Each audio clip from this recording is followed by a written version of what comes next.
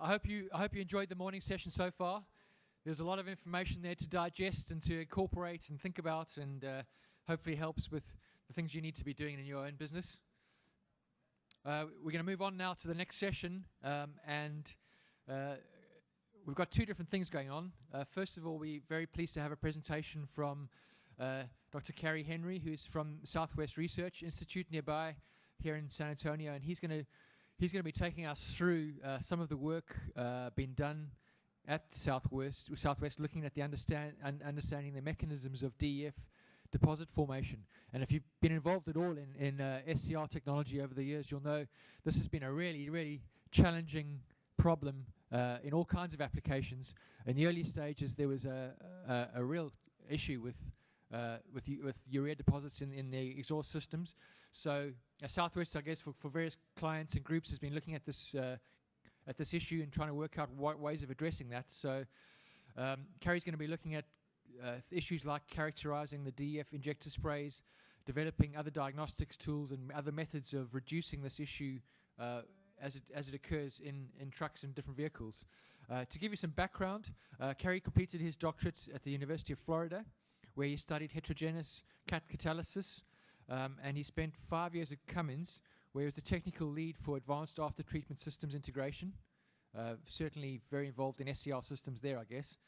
He's now manager of catalyst and after-treatment R&D activities at Southwest Research Institute and leads the research programs in the area of advanced catalyst and after-treatment research, and is the program manager for the AC2AT consortium. You can explain that to us.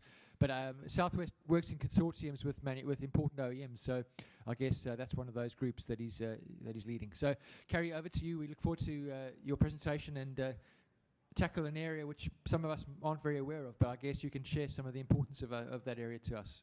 Over to you. Thank you very much for the introduction, Tim. We'll get started. We're going to take a little bit different tone this morning than some of the other talks.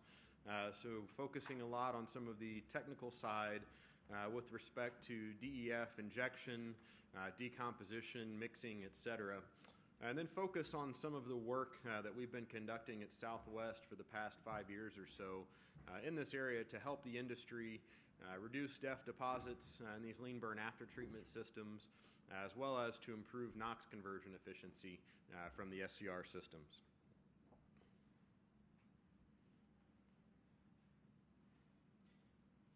It takes a while to respond sometimes. Oh, the slides are working? Here we go. All right. So brief background, NOx emissions. So I think most folks here probably understand why we do what we do. And so certainly nitrogen is typically considered to be an inert gas, although we know under very high temperature, high pressures that we see in internal combustion engines, we generate oxides of nitrogen emissions. These are problematic for multiple reasons. It can lead to issues with respect to smog, acid rain, ozone, even secondary particulates like we see a lot in the Southern California basin. And so there's certainly a huge focus on reducing NOx emissions. If we look at light-duty standards, and so I think a lot of the discussion here is focused on heavy-duty, but light-duty is also important, and I think it's becoming more important, certainly for the DEF industry. Reason for that is looking at the stringency of emission requirements for light-duty applications. And so what we're showing here are the tailpipe numbers for NOx as well as hydrocarbon emissions for the light-duty fleet from now out into 2025.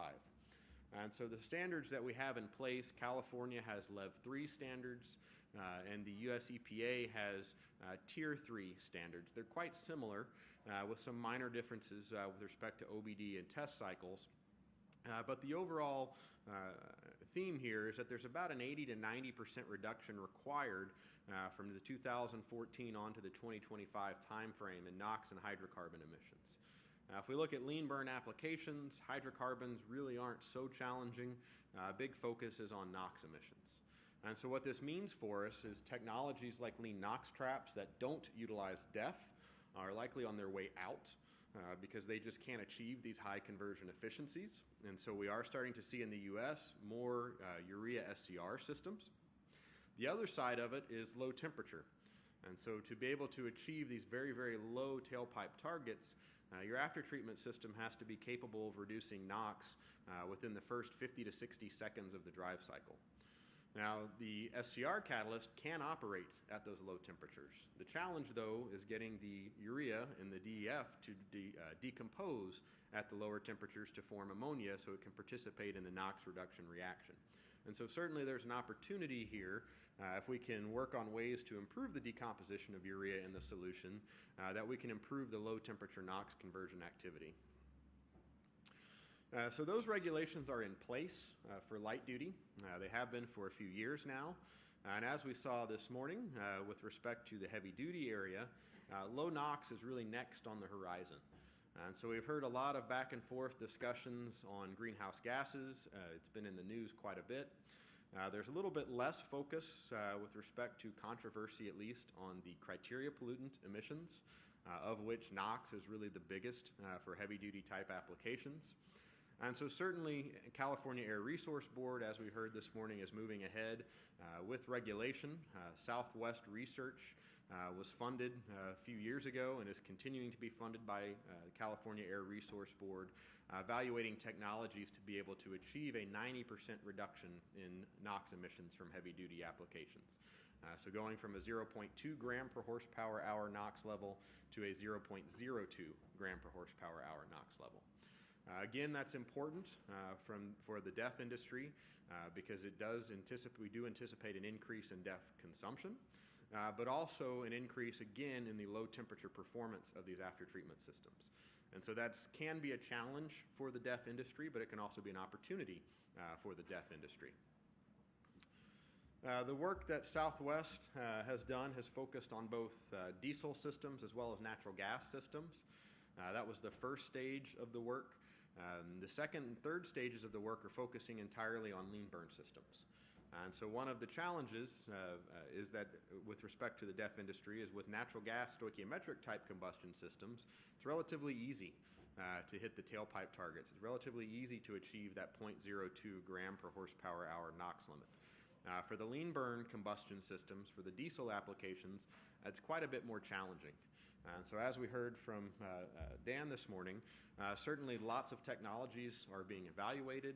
Pretty exotic technologies are being evaluated as well, but certainly still DEF and urea SCR or ammonia SCR remain as part of those technology packages for the diesel applications. So a little background on SCR, and I apologize if I'm insulting anybody here, but just wanted to include this so we can kind of set the tone for what we'll be talking about and why we're so interested in DEF decomposition, more specifically urea decomposition. And so if we look at SCR catalysis, we add diesel exhaust fluid to the tank, we meter that upstream of the SCR catalyst. But really it's a precursor, right? And so the active constituent for NOx reduction is ammonia. And so when we inject the DEF into the exhaust stream, we first rely on the water to be evaporated with thermal energy, and then we also rely on the thermal energy to decompose the urea. Ideally, the decomposition of urea would be a simple two-step process. So you'd first thermalize the urea, so it just means thermal decomposition. That would form ammonia and isocyanic acid. The second step would be isocyanic acid hydrolysis. And so this is where that isocyanic acid would react with water in order to form ammonia and CO2. Now, if everything acted in an ideal way, then we wouldn't even be here because we wouldn't have to worry about NOx in the first place. And so thermolysis and hydrolysis do not occur ideal in the exhaust system. Thermolysis is pretty quick, pretty fast at operating temperature. The challenge is really the hydrolysis. And the challenge with the hydrolysis is the isocyanic acid is a very reactive compound. And so it can go the hydrolysis path, which is the preferred path, but it can also go the separate path where it starts to form these deposits. And so the isocyanic acid is quite complex, the chemistry that can take place. It can directly polymerize to form cyanuric acid. It can also start to combine with urea to form biuret. It can combine with ammonia to form things like amylide, amylene, melamine, etc. And so there are many different compounds, even more than what's shown here, because as you know, a lot of the folks in this room are also in the petrochemical industry, you understand polymerization. And so as these molecules sit around, you add more DEF into the solution, you get more H and CO, it just starts to form more and more stable compounds, which eventually require a high temperature decomposition and hurt fuel consumption. And so this is really why we're focused in this area. It started off mostly working with heavy-duty consortium members in our ACAT program. And really what it was is to help us to understand ways that we could simulate, model where these deposits form, how these deposits grow. That way we could work on design of different after-treatment systems. So it first started with really a model-based intent so that we could design better after-treatment systems, assuming that diesel exhaust fluid was a constraint, more so than part of the opportunity to modify. And so in this program, what we're working on is developing three-dimensional CFD models that take into account the chemical kinetics of urea decomposition and deposit formation. Okay, and these models are being shared with suppliers like Tenneco, Eberspacher, with OEMs like Cummins, John Deere, et cetera, so they can use them to improve their injection systems, and they can use them to improve their mixing systems. And so to start all this, we had to understand not only on the macro scale, but also the micro scale, what's really happening in the exhaust systems. And so for that, we utilize visualization. We utilize visualization, and we also utilize some analytical tools so that we can get numbers, get information from these visualization capabilities. And for those folks that will be joining the Southwest Research Tour and lunch this afternoon, you will have an opportunity to see these visualization laboratories in use. And if you could click on this gray screen for the movie, please. There we go. And so this is high-speed imaging for urea injector sprays. And so the first step of the modeling process is we have to really define and understand our boundary conditions. And so in this case, we have to understand the droplet size distribution of the diesel exhaust fluid from different injection systems, so we can really understand and start to prescribe how the water evaporation takes place, and then how the urea decomposition takes place. And for that, we utilize high-speed imaging. And so we get these nice images. They're literally 10,000 to 20,000 frames in a single second of spray. And so this entire movie that you're seeing is actually one spray pulse of approximately 200 microseconds in length. Or 200 milliseconds in length. So a very, very short duration pulse, a single duty pulse, but with lots and lots of images. We then utilize some proprietary tools where we can analyze this, look at things like velocities, spray angles, as well as droplet size distribution. And then we use that as the boundary condition for our kinetic simulation tools. We also have optical systems that we use in the actual exhaust stream. And so a lot of folks have done work looking at optically accessible chambers to look at urea wall film formation, look at urea deposit formation. But the problem is, as we probably all well know, that it's a very complex process that requires details with respect to the geometries, details with respect to the surface finish of the components, as well as the flow properties in the exhaust system. And so if you start to look at the formation of these deposits outside of a real exhaust system, it's not necessarily indicative of what's truly happening in that exhaust system. And so to really understand what's happening in the exhaust system, we have to actually go into the exhaust system itself. And if you can, again, click on the video on the left here. So what we're showing is a static mixer system. And so this is a typical static mixer type system that's utilized in medium-duty, heavy-duty type applications. And in this particular case, it is very low-speed videos. And so we're actually taking one frame every 30 seconds in this video, and we run this test for several hours to look at the deposit formation. But what you can start to see over time, if you look at the top of the video, is you'll start to see these little white powders form on the actual mixer itself. And so these will start to form and grow. And if you look directly in the center, what looks like motion in there is actually nucleate boiling. And so the liquid hits the mixer surface at this particular operating condition, and then it starts to boil as heat is transferred from the surface of the mixer into the fluid. And so that boils off the water, that satisfies the evaporation. But what happens when you have these wall films is you have high concentrations of that isocyanic acid. When you have high concentrations of the isocyanic acid, it's less likely to hydrolyze and form the ammonia you want. It's more likely to polymerize and start to form the cyanuric acid and other components that you really don't want in the exhaust system. And so if you look at literature and what capabilities currently exist to analyze these deposits, it's pretty sparse. And so we had to develop new capabilities to analyze these compounds. And the reason it's pretty sparse is because as we start to form these polymers, there are many hundreds of different compounds that really can be formed. And so we focused on some of the smaller chain polymers for our study, but looking at things like cyanuric acid, dicyandiamide, biuret, amylene, melamine, amylide, etc. And so we developed strategies that allow us to quantify these in the solid form. And so when we actually form the deposits, we can extract the deposits, weigh them, but we can also determine what they're made of.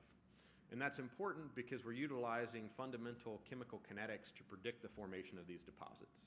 And so if we want that tool to accurately predict the deposits, we really have to understand the mass of each one of these different compounds that are found in the deposits. Second, we're also utilizing these simulation tools to kinetically simulate the decomposition of the deposits, so thermal decomposition with high temperature regeneration. And again, to understand what temperatures are required to remove these deposits, we have to understand the specific compounds that are present. So this is an example of a TGA analysis. And so I have two of them shown here. The one on the left is probably the most widely referenced urea TGA test ever from about 2004. And this was a powder crystal urea that was placed into a TGA, and then it was simply heated, and then the weight loss was measured. And so they estimated some of the different compounds that were present. Now, one of the challenges with utilizing TGA for quantifying the deposits is a TGA simply adds thermal energy, it decomposes the deposit, and then you look at the difference in weight loss or mass loss as a function of temperature. Why that's a problem is really all of these different deposits all break down to form the same HNCO. Right? And so if you're measuring the gas, trying to understand what deposit's really there, you're not truly getting a specific quantification or analysis of the compound that's present, because you're relying on previous data sets that show decomposition at different temperatures, and you qualitatively can assess which compounds are present. For our case on the right-hand side, this was actually utilizing our experimental tools to analyze the specific compounds, and we were looking at different deposits as a function of temperature. And so these were not crystalline urea. This was not crystalline urea placed in a sample vessel and heated. This was actual deposits that were taken from an exhaust system operating at these different temperatures. And as you can see, generally the trends are pretty similar, but the exact masses and the exact compounds as a function of temperature are a little bit different when you subject it to the real exhaust stream.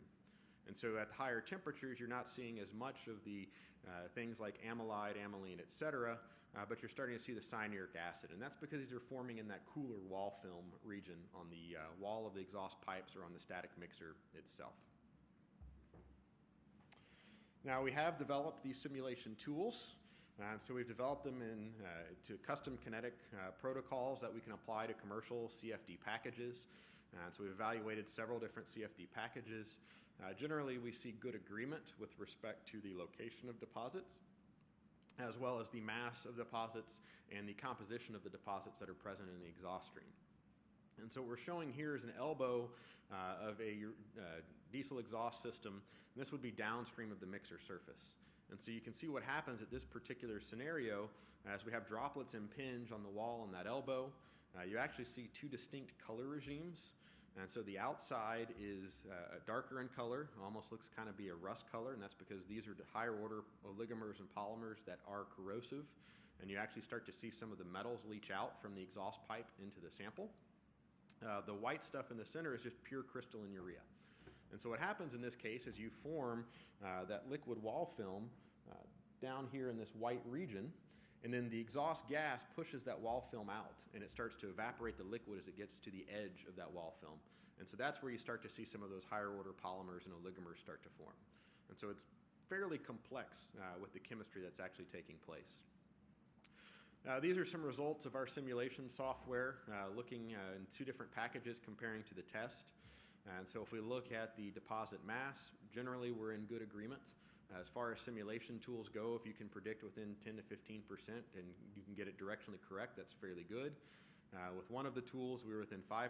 Another different CFD package, which utilizes different routines for estimating wall film as well as the kinetics, was a little bit more error for that particular system. Now on to the next area. So everything I discussed previously was about building the simulation tools. And so the intent of building and developing these simulation tools so that the industry can utilize them to design better injectors, to design better mixers. All really assuming that the diesel exhaust fluid was fixed and was a constraint that we could not modify. We then had a young, ambitious graduate student who was working with us, who was a homogeneous catalysis chemist, who had the idea of, well, let's put some catalysts in the solution and see what happens. And so this had been tried with respect to heterogeneous catalysts placed on the wall of exhaust pipes before, placed on mixer surfaces. They didn't work so well. The reason they didn't work so well is because these were folks that typically worked in the realm of heterogeneous catalysis, which is great for gas phase reactions. Where you have high surface area, you can have a monolithic type substrate like an SCR catalyst that makes a lot of contact with the gas stream. But for liquid catalysis, you're often better with homogeneous catalysis rather than heterogeneous because you have less surface area to make contact with the actual compound, the reactant. And so we added some catalysts. This was our very first cut. We added some catalyst precursors to the DEF fluid. We repeated some of the test conditions, and at these lower temperature points, we had up to a 95% reduction in the deposit mass, just by adding a very small amount of catalyst to the system. And so now we're focusing in that chemical area to really understand what's going on. And so some of the tools we're utilizing to evaluate the impact of this catalyst and these catalyst precursors on the deposit formation are to quantify the components that are coming from the gas phase as we start to thermalize and hydrolyze these catalyzed urea samples. And so for this study, what we actually utilized is a thermogravimetric analyzer, TGA, so it's measuring, again, mass loss as a function of temperature, coupled to an FTIR. And so FTIR is Fourier transform infrared spectroscopy. It's just a laser that can tell you the compounds that are present in the gas stream. And so it gives you a molecular signal, so things like CO2, hydrocarbons, etc. And so what we do is we take a sample of pure crystalline urea, and so we actually start with DEF. We start with DEF fluid. We add in our catalyst, and then we have a process what is called lyophilization. So we evaporate the water up, we mill the powder, the resulting powder, which is the actual catalyst itself and the urea crystals, into a very, very fine powder, so we have good contact of the catalyst with the urea crystals. And then we put it into this TGA coupled to the FTIR system. Now this plot is a little bit complex, but I'll walk us through it, and you will all have no problem understanding it, I'm sure. The blue line that we're seeing here is the TGA results. And so this is mass of the sample as a function of temperature. The red are what called Gram-Schmidt plots. And so the Gram-Schmidt simply refers to the signal, the strength of the signal that we're seeing on the FTIR. So when you see a peak, that indicates a release of gas. So it should line up, and it does line up, with the highest rate of mass loss on the TGA. And that's important because we utilize that Gram-Schmidt line to then look at a spectral analysis to tell us what specific molecular compounds were vaporized or became gaseous at that temperature point. And so that helps us to understand what molecules are being formed, what molecules are being released. And so we first conducted this utilizing the pure urea sample. And so we saw the results similar to the 2004 paper where you have a very big change at relatively low temperatures, which is thermolysis of urea. You then have some residual mass left at the 250 degree point, which is urea that formed HNCO, and then the HNCO that reacted to form cyanuric acid. And so once you get to 350 degrees, you have a second large mass loss, which is the cyanuric acid decomposition. And then you have a couple of smaller mass changes, which is decomposition of the higher order compounds like amylide and amylene. We also looked at mixtures of the catalyst and urea. And so what we're showing here are two different catalysts, lines for two different catalysts that have been included. And these are just the TGA curves, and we're just showing the location of the Gram-Schmidt peaks. And so you can see the shape is quite a bit different. Right? And so that first mass loss is greater with the catalyst. And so what that tells us is, we put catalyst in here hoping it would improve hydrolysis, but that first peak really is all thermolysis. And so what that tells us is this catalyst is also promoting thermolysis. The second mass loss, you can see as we go to the red and green lines, it starts to occur at lower temperatures. And so this is indicative of a catalyst. It lowers the activation energy. And so at lower temperatures, you start to have higher reaction rates. And so we're seeing what we would expect with the addition of a catalyst. Increased thermolysis, increased hydrolysis. But we really want to understand specifically what's going on. And so the first thing we look at are these spectral signals at these different Gram-Schmidt locations. And so these different peaks correspond to different compounds. And so the larger the peak, the wider and taller the peak is, the more of that particular compound that is released, that is measured. And so we compare between the different cases. And so if we look very closely in the center of the plot, you see that box and it's labeled CO2 and HNCO. And so that's very important because CO2, increasing CO2 means increasing hydrolysis, so that's better. Decreasing HNCO means increasing hydrolysis as well, so that's also good. And so if we look at that blue line, which is the pure urea, you can make out the CO2 peak, but barely, and then you have a large HNCO peak. As we change the catalyst, you initially just see a large increase in the CO2, which means you are getting more hydrolysis, more complete decomposition of the diesel exhaust fluid or the urea. And then when we go on to catalyst B, we see a further increase in the CO2 and a reduction in the HNCO. And that's good because if there's less HNCO, that means there is less HNCO that can form the polymers that are the stable deposits in the exhaust. And so moving on to the next peak, and so this gets a little bit more convoluted because we are relying on the previous decomposition. So that previous peak does affect these results a little bit, but still you're seeing similar trends. And that is mainly a reduction in that HNCO peak. And so you see just how large that HNCO peak is on the blue line. And then when you go to the red and then onto the green, it's about 75% lower. And so again, what that is telling us is that we have less HNCO in the gas phase, which means we have more hydrolysis taking place. And so again, less likelihood of forming these deposits. And so really all these tests come together to tell us that the catalyst is working as we hoped it would. It's improving thermolysis, it's improving hydrolysis, and that's why we're starting to see some of these changes with respect to the deposit mass after these tests. Now, what's also important is we can look with these spectral signals for any sort of toxic gases.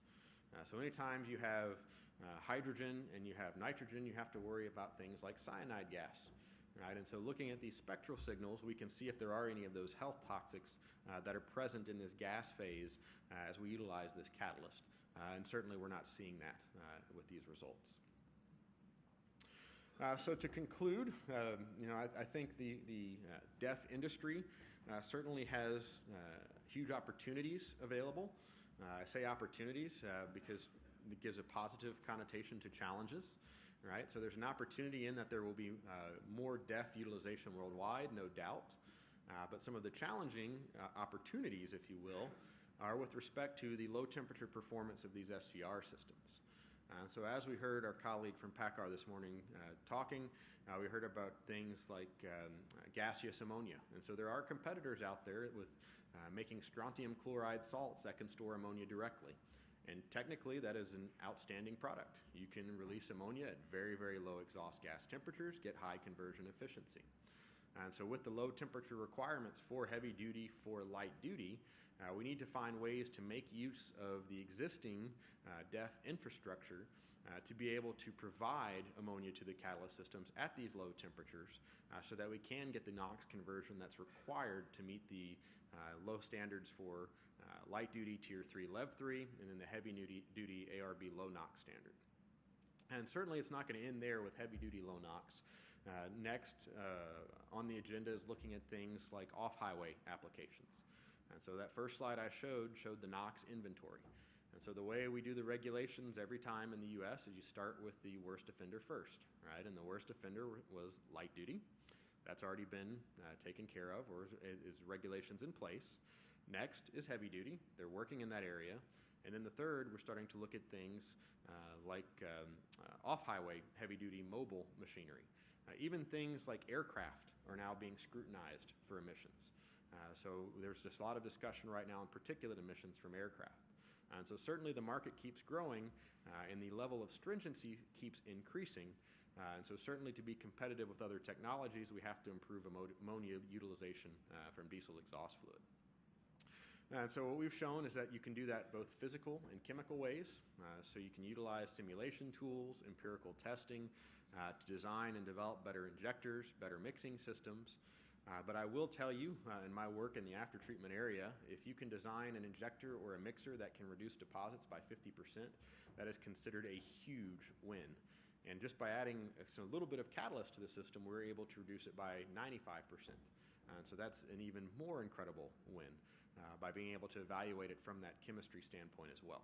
So thank you very much for your time and attention. I hope that most of you, if not all of you, will be joining us for the lunch and tour this afternoon, and we'd be happy to talk with you further and show off some of our laboratories. So, thank you.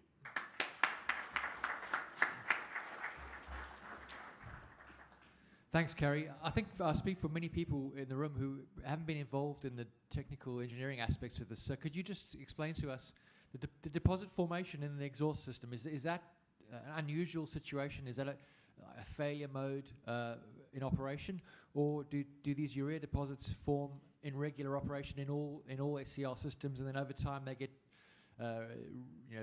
removed through high temperature operation? I mean, what's the typical operation mode in terms of these deposits? Yeah, so they are what I would consider typical. They've been engineered to reduce the impact as much as possible or as much as reasonable. If you look at a lot of strategies, so diesel particulate filter regenerations are high enough temperature to where they remove the deposits. But if you look in particularly heavy-duty applications, most heavy-duty applications are maintain full passive regeneration capability on particulate filters. And so really the only reason folks are going up to these higher temperatures are to remove these crystal deposits in the exhaust system, as well as to desulfate some of the after-treatment components. And so that's currently. If we look to the future, there's even more of a challenge just with the low temperature performance, right? And so with current heavy duty, there's really not a need to start dosing below 225 degrees for most applications with respect to drive cycles. But as we start looking at further stringency of NOx regulations, we do see that having to push down further, and so we would expect the problem to become a little bit more severe. So these deposits are forming all the time on heavy-duty trucks, and they get removed through cycling of the temperature, linked to DPF generation sometimes and sometimes not. Okay. Yep. Very interesting. And the second question from me is, can you comment on the catalyst? What is it? Is it a liquid catalyst or a solid, or is it proprietary? What have you done so far in terms of research on the catalyst formulation itself? Yeah, so the actual details of the formulation are proprietary. It's a catalyst precursor. Hydrolysis catalysts are very well known. They're typically metal oxides, like all catalysts. But there's a specific subset. If you read the literature on what hydrolysis catalysts are used, you can probably nail down to about half a dozen or so that we utilize. The key with our research is one, getting the right compounds that can be dissolved in solution. Two, developing buffering solutions that can enable them to stay dissolved in solution while still meeting all of the ASTM specifications for diesel exhaust fluid. And then three, also looking at the emissions of some of these catalysts, because if we're putting them in there and if we're injecting upstream of a particulate filter, they will be trapped in a particulate filter. And that would be in the case of an SCRF. If we're just injecting in front of a flow-through SCR, they would be emitted to the environment.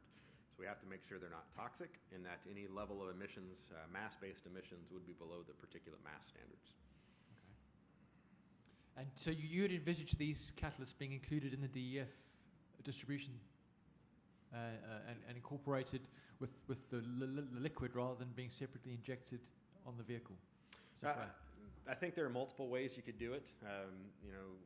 We have protected areas in both of those cases, and so you can mix it upstream before it's distributed. There can also be onboard injection and mixing, so there are other systems out there for fuel-based additives that utilize similar strategies. So really, any of those options, I think, are available and can be utilized. But I think the key would be to mixing it in the solution before it's injected into the exhaust. And so if it's an onboard separate mixing, it would have to be upstream of the injection system. Because the key is you want very, very good contact with the catalyst in the solution itself. That's why it works better than the heterogeneous type catalyst surfaces. Okay. And also, final question, some groups around the world have looked at adding other things to the DEF like surfactants to solve this problem. Have you looked at that, and what makes this approach better than those approaches? So we personally have not researched surfactants. We've been in contact with folks like Total who do manufacture the surfactants. So that's not our particular area of expertise. We're catalyst folks in our particular area. And so our focus has been on the chemistry side more so than the surfactant side. I've asked lots of questions, so we need to open to the floor. Does anyone have any comments or questions for Cary in terms of what he's presented? Let's go ahead with the first question. Remember to introduce yourself, please. Hey, this is Reddy from Cummins. Thank you, Cary, for presenting this to the audience. And it is very good presentation.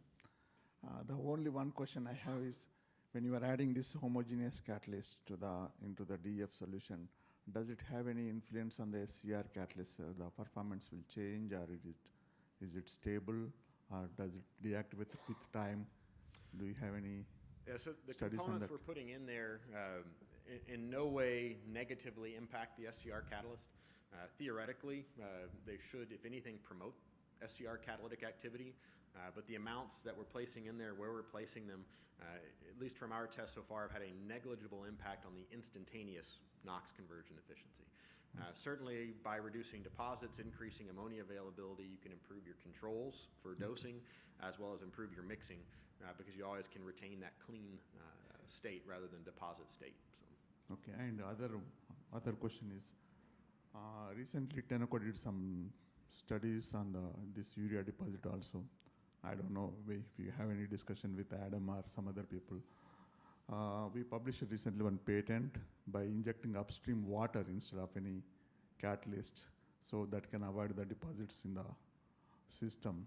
Do you have you studied any of those things by injecting just water instead of catalyst? Yeah, I mean, I think it's really accomplishing a similar type strategy, right? And so when you look at hydrolysis, what you need for hydrolysis to occur is HNCO in water and temperature. And so the catalyst reduces that temperature requirement and speeds up the reaction rate. Also, if you inject water, of course, you're adding more of a reactant, and so you can speed up the reaction rate as well. And so I haven't done research on the addition of water to see the impact, but if I had to guess, I would say a catalyst is probably a little bit more efficient at improving the reaction rates because you already have a pretty good amount of water in the system. So. Okay, thank you. Thank you for that. Any other questions from the audience? Raise your hand, and Ashley will get you the microphone. Any other comments or questions? I guess there's the opportunity to follow these discussions up in the facility when we visit this afternoon too. Yep. Yeah. Absolutely. Okay, so please join me in thanking Cary for that review. Thank you.